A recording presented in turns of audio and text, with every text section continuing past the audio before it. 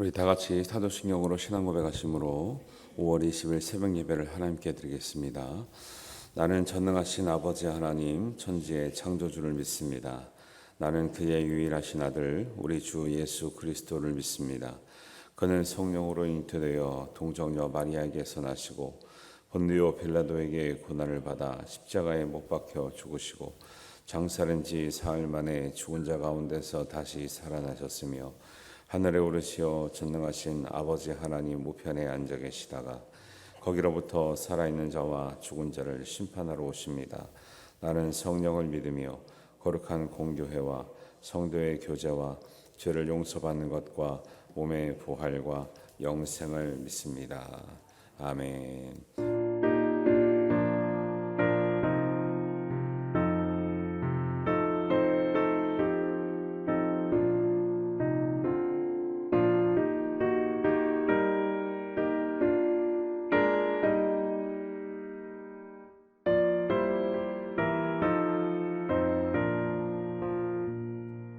내 맘이 낙심되며 근심에 눌려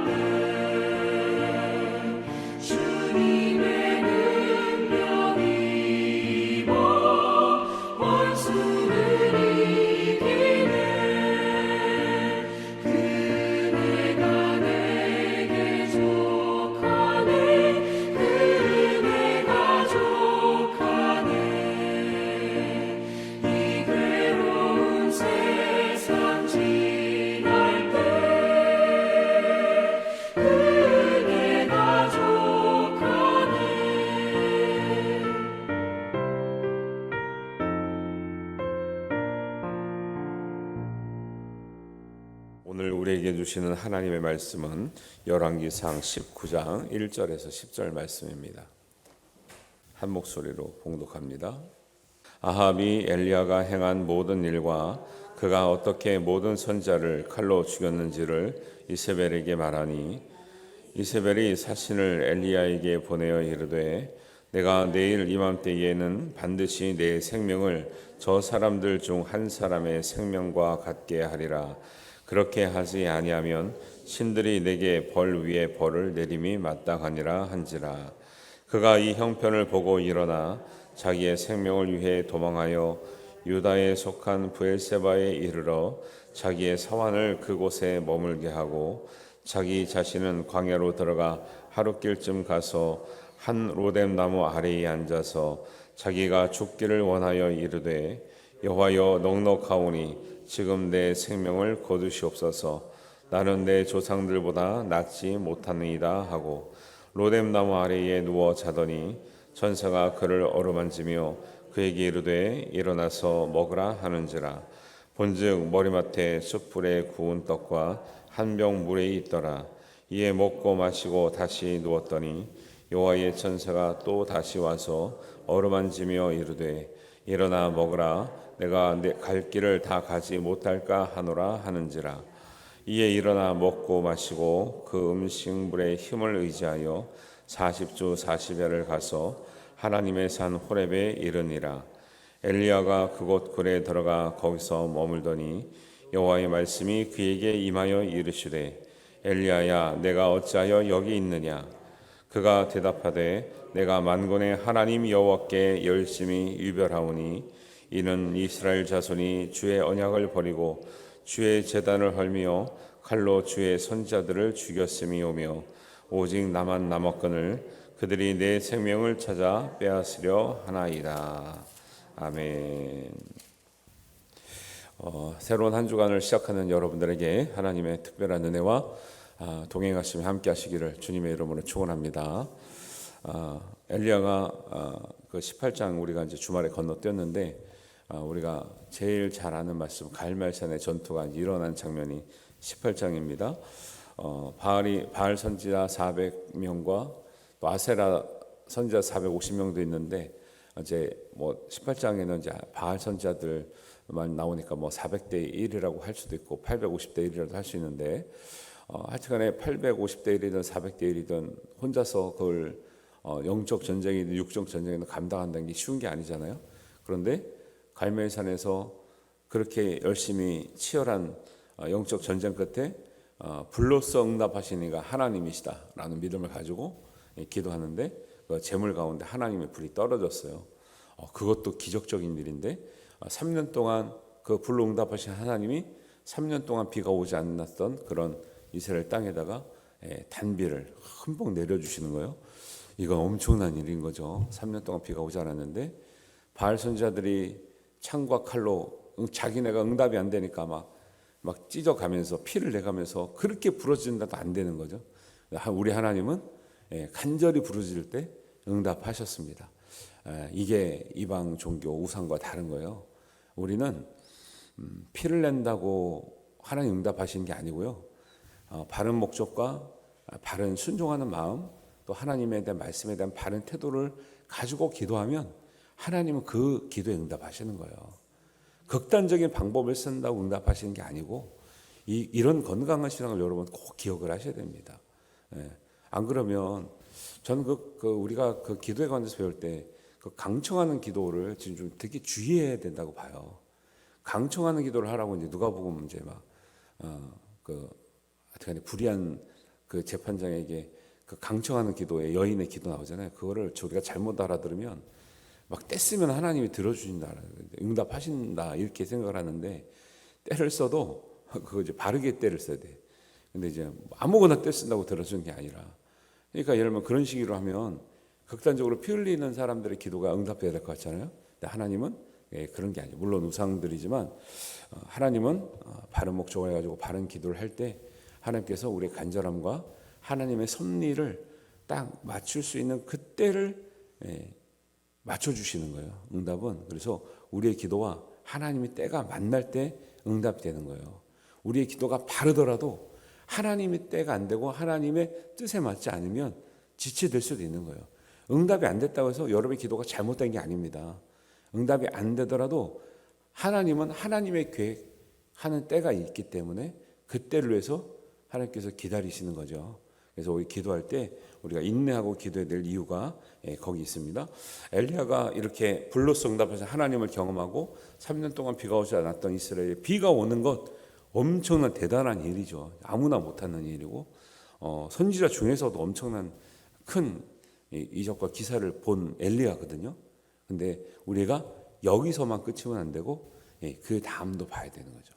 이렇게 대단한 아주 극적인 어떤 기도 응답을 받고 이렇게 하나님의 증거를 봤던 엘리야가 여기서 모든 것이 끝났냐? 그렇지 않다는 거예요. 우리의 진짜 싸움은 하나님께 크게 응답받고 크게 은혜 받은 그 다음부터예요. 저도 1년에 한두 번 이제 기도원을 가요. 아니면 어떤 이제 세미나를 가고 하면 도전을 많이 받아요. 뜨거움 받고 오랜만에 오니까 막 너무 좋고. 옛날에 저는 이제 청년 시절에 한월산파예요. 한월산파. 경기도 가면 한월산 기도원이 있는데 저는 이제 그때 교회 청년들 누나들이 너무 행복한 거예요. 교회만 오면은 이 누나들이 왜 이렇게 행복하지? 얼굴이 너무 밝고. 그래도 누나들은 왜 이렇게 행복해? 아니 왜 이렇게 즐거워? 했더니 안 가르쳐 주더라고요. 그래서 내가 코치코치 물어가지고 몇 달을 물어가지고 했더니 그때는 저희가 장로교를 다녔어가지고 장로교에서는 기도원 다니고 이런 거 되게 싫어했거든요. 장로교 보수적인 데서는 가면 또 이상하게 될까봐 물었더니 자기네들이 하늘선을 다닌대. 나도 데려가 달라. 그래서 쫓아다니면서 이제 은혜 받고 그때 이제 은사도 받고 이렇게 했는데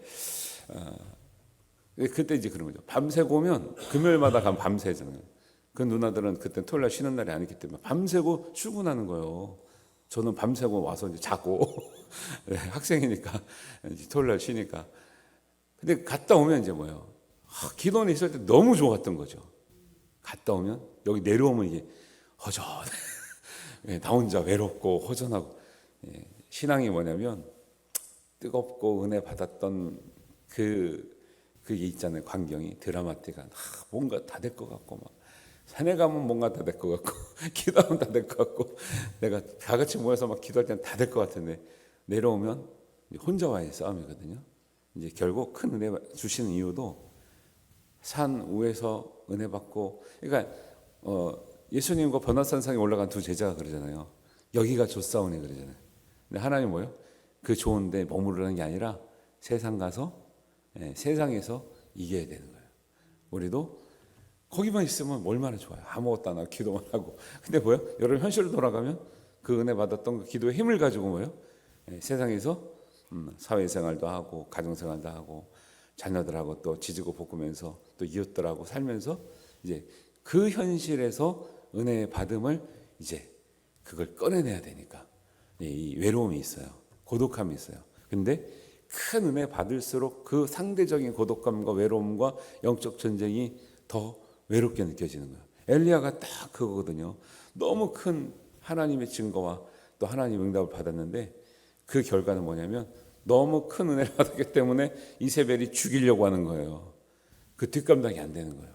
그러니까 그 엘리야가 하는 말이 뭐예요? 저 혼자 남아서 이렇게 제가 시달릴 것 같으면 죽는 게 낫겠습니다. 제가 이 정도 하나님 일을 했으면 이제 다 한 거 아닙니까? 이제 더 이상 더 살고 싶지도 않고 용기도 없고 힘도 없고요. 이 정도 하나님 제가 하나님 말씀 듣고 이렇게 이겼으면 이제 제가 뭐 다른 선지다. 제가 이제 다른 앞에 선지보다 낫지 않습니다. 이렇게 이제 얘기하잖아요. 그건 뭐냐면 제가 뭐 모세 정도도 안 되고 제가 뭐 이렇게 대단한 아브람 정도도 안 되는데 이 정도 했으면 제가 충분히 했으니까 죽여달라 하잖아요. 얼마나 힘들면 자기 선지자 입장에서 죽여달라 그래요. 일반 사회생활도 힘들어서 내가 못 살겠습니다 해도 힘든데 목사가 돼가지고 저 못 살겠습니다 하면 은혜가 돼야 안 돼요. 은혜가 안 되죠.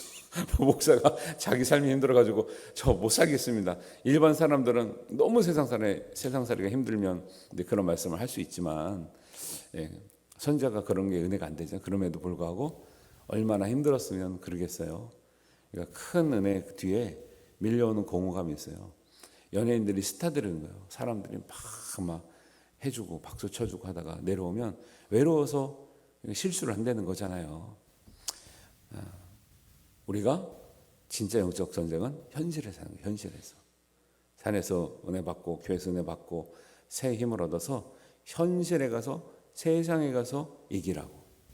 그래서 사실 지난주에 선교사님도 그 얘기를 했는데 포인트를 다시 짚어드리면 전신갑주를 입을 이유도 그런 거예요.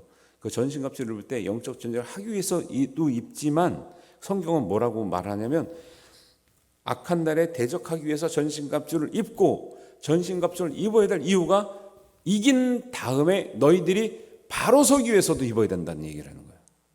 예. 우리는 전신갑주를 싸우기 위해서만 입는다고 생각하잖아요. 싸울 때도 입어야 돼.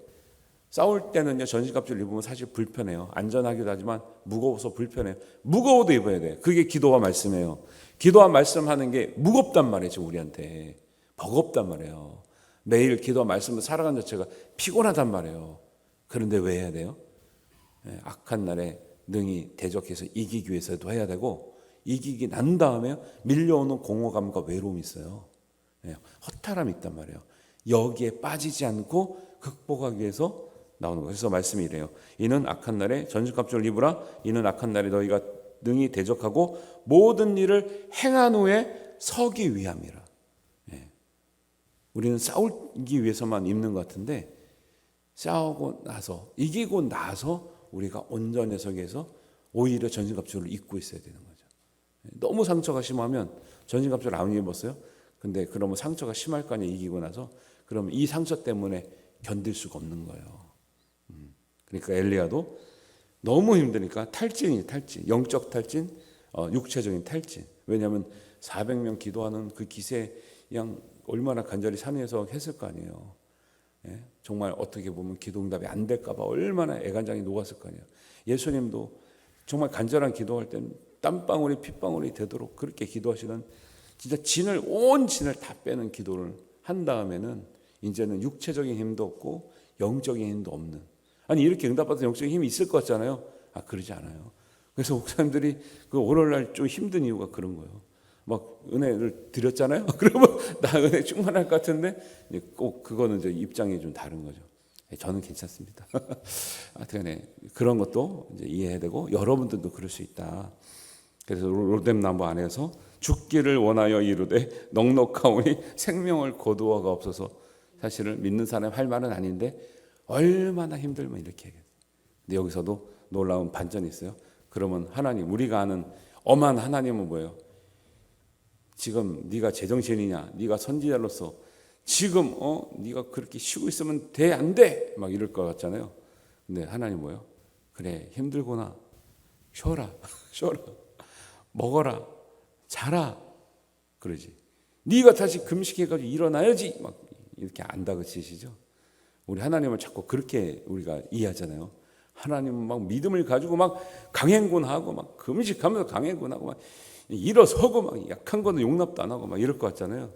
근데 아니, 하나님 엘리야한테 하는 거 보면 되게 자상한 아버지죠. 피곤하냐? 쉬어라. 배고프냐? 먹어. 또 일어났어요. 아니야, 더 자. 여러분 애들이 잠이 많으면 더 자. 공부하지 마. 먹어. 한 일주일, 한 달 해봐. 애들이 알아서 할 거야 막. 근데 뭐요? 자는 애를 깨워지. 니 공부해야지. 네가 그렇게 살아가지고 인생이 뭐가 되려고 그냥 이렇게 해봐야 뭐. 그 뜻대로 돼요, 안 돼요? 안 되잖아. 자, 먹어. 내가 되면 깨달으면 하는 거죠. 하나님이 탈진의 생명을 거둘라는 엘리야의 기도를 들어야 안 들어요? 안 듣죠. 왜? 선한 기도가 아니거든요. 하나님 뜻에 맞는 기도가 아니에요. 할 일 웬만큼 했는데 웬만큼 한 게 아니라 할 일 다 한 것 같은데 이제 거둬가 없어서 하나님 거둬가요, 안 거둬가요? 안 거둬간다니까요. 오히려 천사를 보내서 위로하고 체력을 회복시키시고 굶기지 않고 이렇게 세우시죠. 회복을 해주시키셔요. 그러니까 우리가 하나님을 너무 엄한 아버지, 또 막 극단적인 아버지로 생각하시면 안 되고, 하나님 인자하시구나, 쉴 기회를 주시는구나, 또 새로 회복할 수 있도록 주시는구나, 그러면서 우리가 마지막 기억해야 될 것은 엘리야를 그렇게 걷어가지 않는 이유가 있죠. 또 다른 사명이 있어요. 엘리사를 세워야 될 사명이 있는 거예요. 나 혼자 잘하고 끝나는 게 아니라 그 다음 사람이 더 잘하도록 세워야 될 사명이 있어요. 우리는 다 그래요. 왜 다음 세대가 중요하냐? 우리 부모 세대 때 은혜를 많이 받고 헌신해서 진짜 옛날에는 집 팔고 막 집문서 잡히고 교회 세웠잖아요. 그렇게 세우는 교회에 비어간단 말이에요. 지금 우리만 잘하고 우리만 은혜 받고 끝난 게 아니라 우리 때도 이제 우리 때는 세탁만 줘도 막 애들이 버글버글했던 시대거든요. 워낙 못 먹어가지고. 근데 지금은요 웬만한 거야. 막 피자를 준다 그래도 안 와요. 늘 먹는데 애들이 집에서. 옛날에는 교회에서 이렇게 모니터 큰 거 보여주면 뭐 신기하다 왔거든요. 집에 이거보다 더 큰 게 있어. 집에 가면 뭘 애들이 뭐 교회 혹할 만한 게 하나도 없어요 지금. 근데 엘리야를 최선을 다했고 정말 최선을 다했는데도 걷어가려고 했는데도 하나님 걷어가지 않는 이유가 뭐냐면 사명이 남았다. 내 세대보다 더 부흥할 수 있는 다음 세대의 지도자, 다음 세대를 세워놓고 가는 사명이 남았다라는 거예요.